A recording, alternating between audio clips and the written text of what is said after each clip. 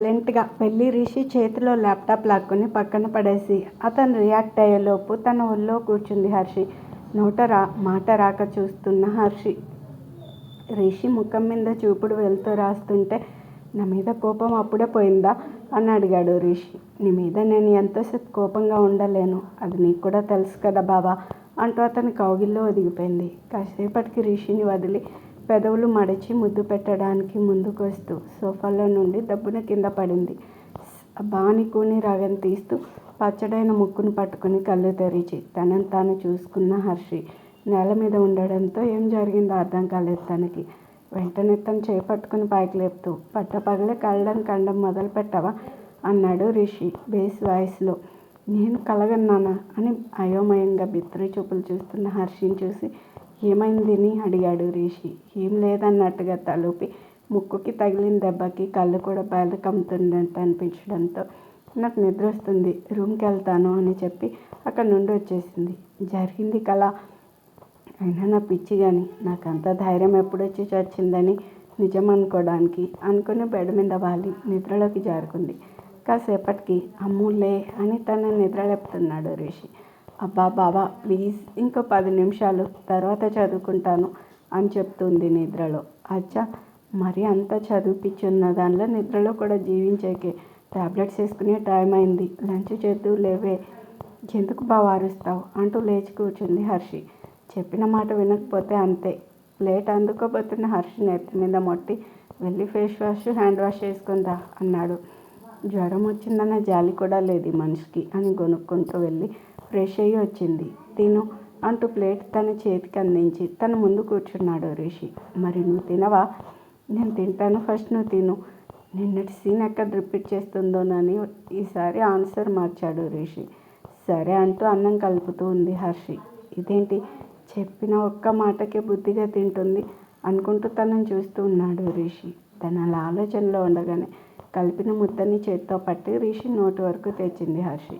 10 సెకండ్లు హర్షిని రెప్ప వేయకుండా చూసి, నేను తర్వాత తింటానమ్మో, నువ్వు తిను అన్నాడు కళ్ళల్లో వాటర్ బయటకి రానియకుండా. నువ్వు తినకుండా నేను ఎప్పుడైనా తిన్నానా? తెలిసి కూడా ఎందుకు చెప్తావు పట్టు అంది హర్షి చిరునవ్వుతో. కల్మషం లేని తన ఫేస్లోని చిరునవ్వుని చూసి కళ్ళ వెంట నీళ్లు రాలే రిషికి. అతని భావోద్వేగం ఎందుకో అర్థం కాక, ఏమైంది అత్తయ్య గుర్తొచ్చిందా అని అడిగింది హర్షి. వాటిని తుడుచుకుని అవును అన్నట్టు తలూపాడు రిషి.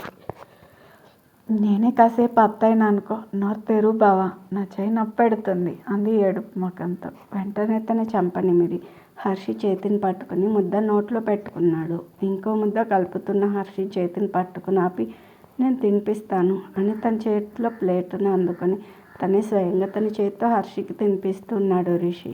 నా మీద కోపం పోయిందా అని అడిగింది తింటూ. నాకున్నది కోపం కాదు, బాధ.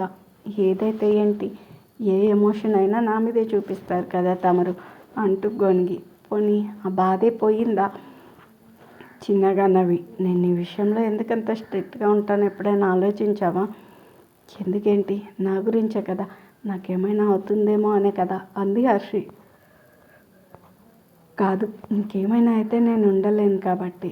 రెండు ఒకటే కదా? కాదా? మరేంటి డిఫరెన్స్? మీ క్లాస్లో సెల్ఫ్ డిఫెన్స్ గురించి చెప్పే ఉంటారు కదా. మనల్ని మనం ఆపద నుండి రక్షించుకోవడం. అలాగే నేను కూడా నేను కాపాడుకుంటున్నాను, నేను రక్షించుకుంటున్నాను. అర్థం కాలేదు. సింపుల్ అమ్మో, నువ్వు లేకపోతే నేను లేను, నా కోసమే నేను నీతో స్ట్రిక్ట్గా ఉంటున్నాను అంతే అని చెప్పి తనకి తినిపించడం ముగించి ఒక 10 మినిట్స్ ఆగి టాబ్లెట్ వేసుకో అని చెప్పి పైకి లేచాడు. నేను నీతో వస్తాను, నువ్వు తినలేదు కదా, కంపెనీ ఇస్తాను అని రిషి వెనక వచ్చింది. ఆ రోజు రిషిని వంట చేయడంతో కడగాల్సిన గిన్నెలు ఉండిపోవడంతో వాటిని క్లీన్ చేద్దామని వెళ్తున్న హర్షిని వెనక్కి పిలిచి, క్లీన్ చేయడానికి పని మనిషి వస్తుంది, నువ్వు టైం వేస్ట్ చేయకుండా వెళ్ళి బుక్ తీ అన్నాడు రిషి తింటూ. మరి ఇన్ని రోజులు పని మనిషిని ఎందుకు పెట్టలేదు బావా? నువ్వు ఒక్కడివే ఉన్నప్పుడు కూడా నువ్వే అన్ని పనులు చేసుకునేవాడివి కదా అంది రిషి ఎదురుగా డైనింగ్ టేబుల్ దగ్గర కూర్చుంటూ. అప్పుడు నీ సేఫ్టీ గురించి ఆలోచించి ఇంకొకరిని పెట్టలేదు, ఇప్పుడు పెట్టాల్సిన అవసరం వచ్చింది. అంతా పొంగిపోకు, నీ ఎగ్జామ్స్ అయ్యాక తీసేస్తాను, అప్పటి నుండి నువ్వే చేయాలి అన్నాడు రిషి. కాసేపు కూడా ఆనందపడనివాడు అనుకుంటూ గుర్రుగా చూస్తుంది హర్షి. నిద్ర వస్తే వెళ్ళి రెస్ట్ తీసుకో, లేదా చదువుకో, ఇలా టైం వేస్ట్ చేయకమ్ము అని చెప్పాడు కూల్గా. నీతో ఇన్నిసార్లు చెప్పించుకోవడం నాకు కూడా ఇష్టం లేదు అని వెళ్ళి బుక్ తీసి చదువుకుంటుంది హర్షి. ఆ రోజు ఇంటి దగ్గరే ఉండడంతో కాసేపు వర్క్ చేసి నైట్ నిద్ర లేకపోవడంతో సోఫాలో వెనక్కి వాలి కళ్ళు మూసుకున్నాడు రిషి. హడావిడి అంతా అయ్యాక చారుకి కాల్ చేశాడు ఆకాష్. కోపంగా ఉండడంతో లిఫ్ట్ చేయలేదు చారు. సారీ, నీ దగ్గరకు వస్తుంటే నాన్నకి బాబాయ్కి యాక్సిడెంట్ అయిందని కాల్ వస్తే వెళ్ళిపోవాల్సి వచ్చింది, అందుకే నీ కాల్స్ కూడా అటెండ్ అవ్వలేకపోయాను అని మెసేజ్ పెట్టాడు ఆకాష్. వెంటనే చారు నుండి కాల్ వచ్చింది. లిఫ్ట్ చేసి హలో అనేలోపు ఇప్పుడు ఎలా ఉంది వాళ్ళకి అని చారు నుండి వచ్చిన మొదటి మాట విని, ప్రమాదం లేదు, బట్ కోలుకోవడానికి టైం పడుతుంది అని చెప్పాడు ఆకాష్. అలా ఎలా యాక్సిడెంట్ అయింది? చేసిన పాపాలు ఊరికే పోతాయా? ఎప్పటికైనా ఏదో ఒక రూపంలో కర్మ రిటర్న్ ఇచ్చేస్తుంది అన్నాడు ఆకాష్.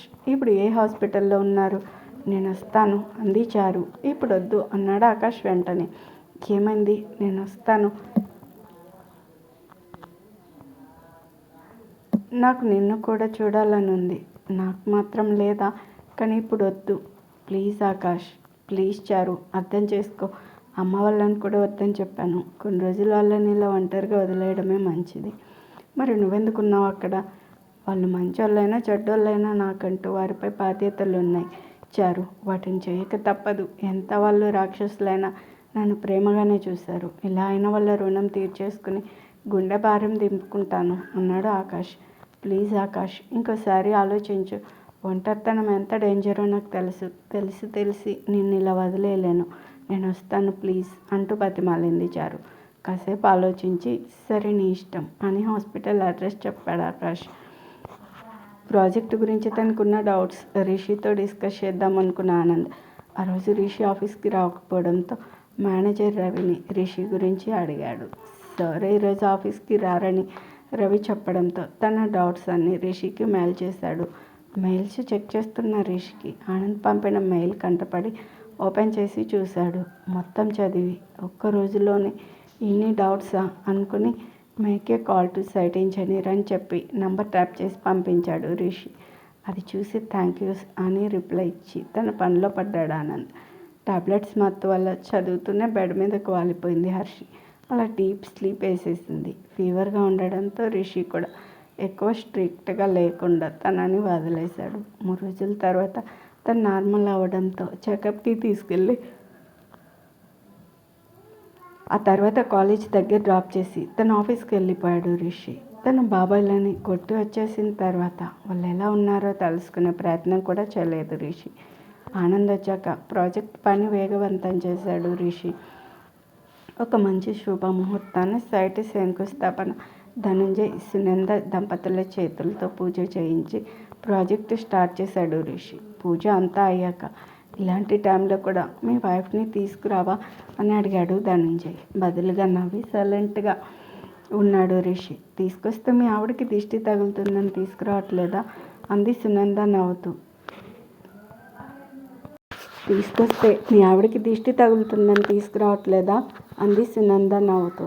తను ప్రజెంట్ ఐఏఎస్ ట్రైనింగ్లో ఉంది, కొన్ని రోజుల్లో ఎగ్జామ్స్ ఉన్నాయి, అందుకే బయటకు తీసుకురావట్లేదు అని చెప్పాడు. ఒకసారి ఇంటికి రమ్మని కూడా ఇన్వైట్ చేశాను, కనీసం పట్టించుకోలేదు. I think he's not interested అనుకుంటా అన్నాడు ధనుంజయ్. కొంతమంది నీడ కూడా నా అప్పు మీద పడ్డానికి లేదు, అందుకే మీరు ఎన్నిసార్లు పిలిచినా నా మౌనమే సమాధానం అవుతుంది అని మనసులో అనుకుని తనకు బయటికి కూడా రావడం ఇష్టం ఉండదు. హాలిడేస్లో ఇంట్లో ఉండడానికే ప్రిఫర్ చేస్తుంది అని చెప్పాడు రిషి. ఇబ్బందిగా ఫీల్ అయ్యి ఇట్స్ ఓకే అని చెప్పి అక్కడికి ఆ టాపిక్ లైట్ తీసుకున్నారు. డేస్ ఫాస్ట్గా మూవ్ అవుతున్నాయి. చూస్తుండగానే హర్షి ఎగ్జామ్ రోజు రానే వచ్చింది.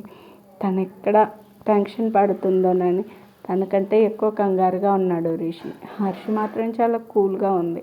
ఎగ్జామ్ హాల్కి కారులో వెళ్తుండగా ఏంటి ఇంత కూల్గా ఉన్నావు, కాన్ఫిడెన్సా ఓవర్ కాన్ఫిడెన్సా అని అడిగాడు రిషి.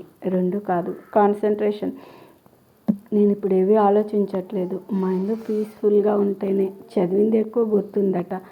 మాకు క్లాసెస్లో చెప్పారు. పేపర్ ఎలా వస్తుంది, ఎలా రాస్తానన్న టెన్షన్ లేదు. ప్రయత్నిస్తాను, ఆ పైన రిజల్ట్ అంటూ పైకి చూపించింది. తల అడ్డంగా ఊపి హర్షిని ఎగ్జామ్ సెంటర్ దగ్గర డ్రాప్ చేసి తన కోసం వెయిట్ చేస్తూ ఉంటాడు. చెకింగ్స్ అన్నీ అయ్యాక దీర్ఘంగా శ్వాస వదిలి ఎగ్జామ్ హాల్కి అడుగు పెడుతుంది హర్షి కంటే ఎక్కువగా తను ఎలా రాస్తుందో నేను టెన్షన్ పడుతూ చేతులు నలిపేస్తూ కూర్చున్నాడు రిషి. టైం అయ్యాక ఫేస్లో ఎలాంటి ఎక్స్ప్రెషన్ లేకుండా వస్తుంది హర్షి. కార్ ఎక్కాక తనేం చెప్తుందో నాని కార్ స్టార్ట్ చేయకుండా హర్షి వైపే చూస్తున్నాడు రిషి. అతని ఇంటెన్షన్ అర్థమై ఎలా రాశానని అడక్కు బావా, వెయిట్ ఫర్ ది రిజల్ట్ అంతే అని చెప్పి సీట్ వెనక్కి వాళ్ళి కళ్ళు మూసుకుంది. రాసేసాక ఇంకెందుకు టెన్షన్ పడతావు అంటూ కార్ స్టార్ట్ చేశాడు రిషి. కష్టానికి తగ్గ ప్రతిఫలం దేవుడు ప్రతిసారి ఇవ్వడు కదా బావా, అందుకే కంగారు అంది కారుని ఇంటివైపు పోనిచ్చి. సరే కాసేపు రెస్ట్ తీసుకో, నాకు ఆఫీస్లో మీటింగ్ ఉంది అని చెప్పి హర్షిని డ్రాప్ చేసి ఆఫీస్కి వెళ్ళాడు రిషి. ఎవరు లేక ప్రశాంతంగా ఉన్న ఆ ఇల్లు తనలో ఇంకా ఒంటరితనాన్ని నింపడంతో డల్గా సోఫాలో కూర్చుండిపోయింది. రిషి ఆఫీస్ నుండి వచ్చే వరకు అలా కదలకుండా ఉండిపోతుంది. డల్గా కూర్చున్న హర్షి దగ్గరికి వెళ్ళి ఏమైంది అని అడిగాడు. తన పక్కన కూర్చుని వెంటనే రిషిని హక్ చేసుకుని సైలెంట్గా ఉండిపోతుంది హర్షి. మార్నింగ్ బాగానే ఉన్నావు కదా అమ్ము, ఎగ్జామ్ సరిగా రాలేదని ఫీల్ అవుతున్నావా అన్నాడు తన తల నిమురుతూ. నిన్ను డిసప్పాయింట్ చేస్తానేమో అని భయంగా ఉంది. ఒకవేళ ర్యాంక్ వస్తే ట్రైనింగ్కి నిన్ను వదిలి వెళ్ళాలని బెంగగా ఉంది అంది హర్షి. భయం బెంగ ఒకేసారి వచ్చేసాయి బావా అంది మూతి ముడిచి. అవన్నీ ఇప్పుడే ఆలోచిస్తూ ఇప్పుడున్న హ్యాపీనెస్ని దూరం చేసుకుంటావా? నేను నిన్ను వదిలి ఎక్కడికి వెళ్ళను బావా అంది దిగులుగా. నీ రిజల్ట్ రావడానికి టైం ఉంది కదా, అప్పుడు ఆలోచిద్దాం. ఇప్పుడు నువ్వు ఇక ఈ మూడు నుండి బయటకు వచ్చి చిల్లవు అన్నాడు రిషి. నాకు ఇక్కడ ఉండాలని లేదు, కొన్ని రోజులు మనం ఎక్కడికైనా బయటకు వెళ్దాం బావా అంది హర్షి కాసేపు ఆలోచించి. ఓకే, పెళ్ళయ్యాక కూడా మనం ఎక్కడికి వెళ్ళింది లేదు, నేను ప్లాన్ చేస్తాను అన్నాడు రిషి. నిజంగా అంది హర్షి అంటూ కళ్ళు ఆర్పాడు. థ్యాంక్ యూ అంటూ రిషి బుగ్గ మీద ముద్దు పెట్టింది. బదులుగా తన నుదుటిని పెదాలాంచి కాసేపు అలా ఉండిపోయాడు. నెక్స్ట్ డే మార్నింగ్ ఆఫీస్కి రెడీ అయ్యి కిందకు వస్తున్న రిషిని అప్పుడే వంటగదిలో పని పూర్తి చేసి ఇంటికి వెళ్ళడానికి సన్నద్ధమవుతున్న పని మనిషి గంగ రెప్ప వేయకుండా నోరు తెరిచేలా చూస్తూ ఉండిపోతుంది. తను ఏమాత్రం పట్టించుకోకుండా డైనింగ్ టేబుల్ దగ్గర కూర్చుని అమ్మో కమ్ ఫాస్ట్ అని పిలుస్తున్నాడు రిషి వాచ్లో టైం చేసుకుంటూ. రిషికి టిఫిన్ ప్లేట్ తెస్తూ కదలకుండా నిలబడిపోయిన మంగని చూసి ఇదేంటి ఇలా ఫ్రీజ్ అయిపోయింది అనుకుని తన్ని కదిలేలోపు తను ఎటు చూస్తుందో దృష్టి సారించిన హర్షికి తను రిషి వైపే సైట్ కొడుతుందన్న విషయం అర్థం అవ్వడానికి ఎంతోసేపు పట్టలేదు. ఇంచు కదలకుండా రెప్ప వేయకుండా అక్కడే నిలబడి రిషిని గుడ్లప్పగించి చూస్తున్న మంగని చూసి చిర్రెత్తుకొచ్చింది హర్షికి. మూతి బిగించి చేతిలో ఉన్న ప్లేట్ని నలిపేస్తూ మంగ అని హాలంతా రీసౌండ్ వచ్చేలా గట్టిగా అరిచింది హర్షి.